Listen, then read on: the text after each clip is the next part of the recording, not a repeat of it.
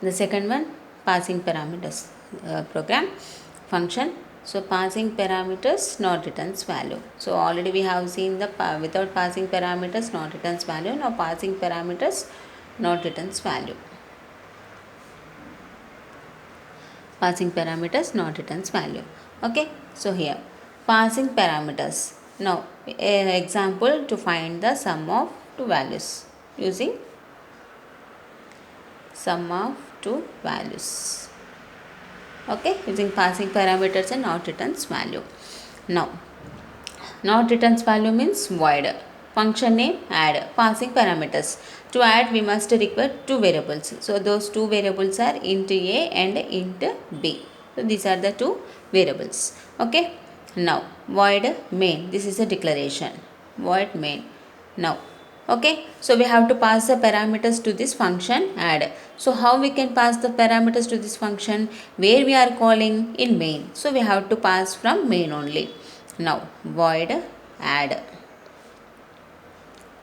int a comma int b. Okay, so already it receives the parameters a and b.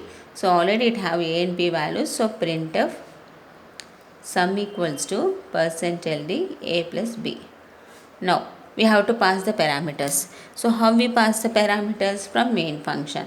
Now int x y. X equals to 10, y equals to 16. Okay, now pass these parameters. Add x comma y. Add x comma y. Okay, so this is where we pass. Now what is this? This is the function declaration.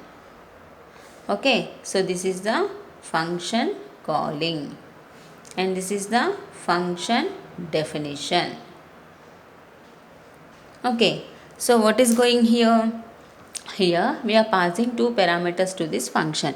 So how we pass two parameters to the function? Where we are calling? In main function. So what is the syntax? Here two parameters, two arguments are there. So we have to pass two arguments. Before passing two arguments, we have to assign the values to those two arguments. Before assigning the values, we have to declare them in the main function. So this is the declaration, initialization and passing two parameters to this function.